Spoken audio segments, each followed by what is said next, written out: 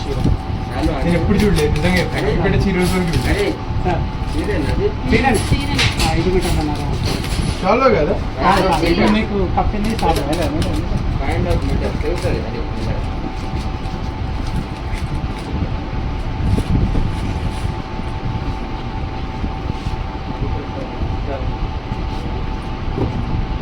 చైతన్య ఇప్పుడు మనం చూసేది ఇందాక మనం చూడలేదా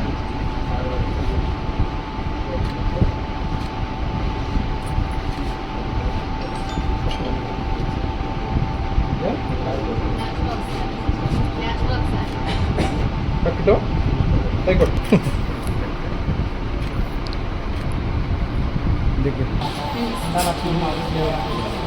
అవునా